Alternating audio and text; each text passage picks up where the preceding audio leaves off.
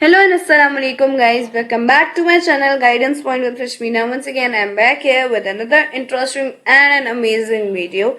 In today's video the topics that I would be discussing is the centriole. ये organelle last chapter का मुझसे रह गया था और गलती से skip हो गया था, so I'll explain you this topic at first and then I'll move towards a new chapter that is the enzymes. ठीक है? Yes, before moving on to the content of video, make sure you guys subscribe my channel, like my video and comment down below and share it as much as possible. ठीक है? There are just 5 subscribers left at 300 and yes, so let's move towards the topic centrioles.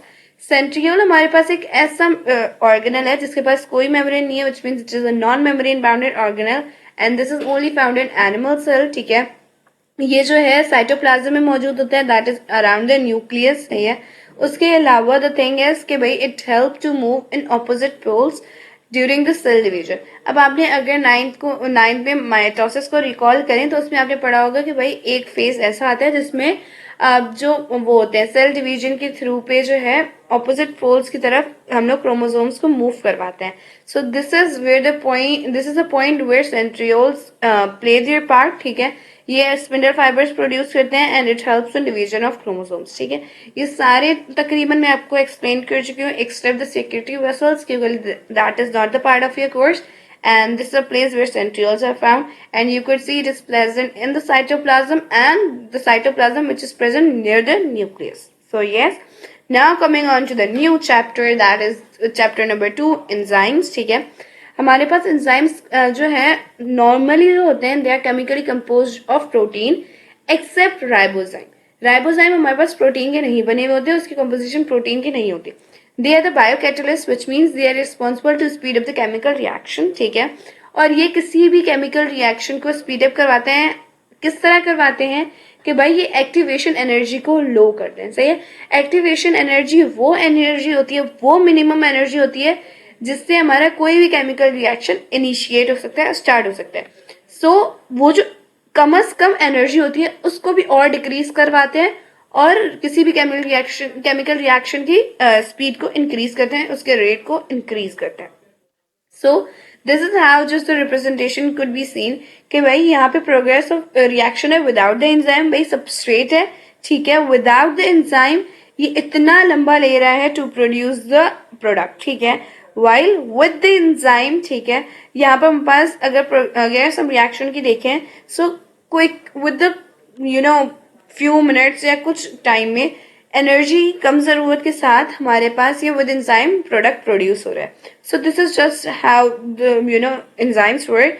और ये एक basic difference है कि भाई इसमें कोई कैटलिस्ट नहीं है, इसमें बायो कैटलिस्ट है, एंजाइम्स मौजूद हैं. सही है, इसमें एनर्जी ज्यादा सप्लाई हो रही है, इसमें एनर्जी कम सप्लाई हो रही है, और इसमें जल्दी से हमारे पास प्रोडक्ट प्रोड्यूस हो रहा है, इसमें देर से प्रोड्यूस हो रहा है. ठीक है, now coming on to the properties और द कैरेक्टरिस्टिक्स. अच्छा, फ्रंट के जो मतलब बेसिक के पॉइंट्स हैं वो सेम है कि भाई केमिकली प्रोटीन इन नेचर है, speed up the rate of the reaction, specific nature है. अगर वो प्रोटीन के नेचर के भाई वो प्रोटीन के ही ऊपर ही काम करेंगे. सही है, जिस नेचर के होंगे उसी तरह के ये न्यूट्रिएंट पे काम करेंगे. ठीक है, ये लिविंग बॉडी के अंदर भी काम करते हैं. अगर लिविंग बॉडी के अंदर काम कर रहे हैं विच मीन्स ये एंडो एंजाइम, और अगर आउटसाइड द लिविंग बॉडी करें तो एक्सो एंजाइम है. ठीक है, they have 3 dimensional cavity. Cavity किसी भी खाली स्पेस को कहते हैं ताकि सबस्ट्रेट अटैच हो सके. That is known as active site, वो जगह जहां पे सबस्ट्रेट आपका अटैच हो रहा है. ठीक है, और वो 3 डायमेंशनल कैविटी है, that is known as active site. सही है, उसके अलावा यहाँ पर बस एंजाइम्स के एक से ज्यादा एक्टिव साइट भी हो सकती है.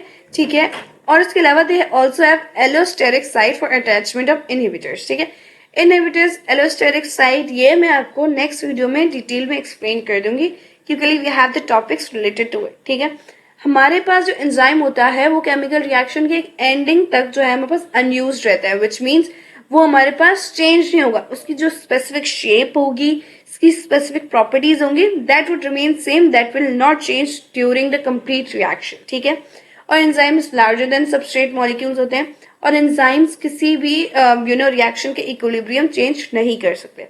So yes, that's it for the day. I hope you guys understood it. And yes, अब जो इसकी स्लाइड्स हैं, ठीक है, मैं सेंट्रियोल्स को छोड़ के सेंट्रियोल्स का जो टॉपिक है उसको स्किप करके एंजाइम से स्लाइड्स अपलोड कर दूंगी, सो दैट वो हमें बस चैप्टर वाइज चले, क्योंकि पिछले चैप्टर की मेरे पास स्लाइड्स कुछ कुछ पड़ी हुई हैं and I don't wanted that thing to happen कि भाई कुछ मैंने अपलोड किया हुआ कुछ नहीं, तो मैं चैप्टर वाइज कंप्लीट चलूंगी. सही है. Thanks for watching and thanks for sticking it to the end of the video. If you have any questions, ask me on Instagram, Facebook और Twitter पर ज़रा कम लॉगिन होती हूँ, जैसे मैंने लास्ट वीडियो में बताया था आपको, or even the comment section down below. We'll be right back with another interesting and informative video.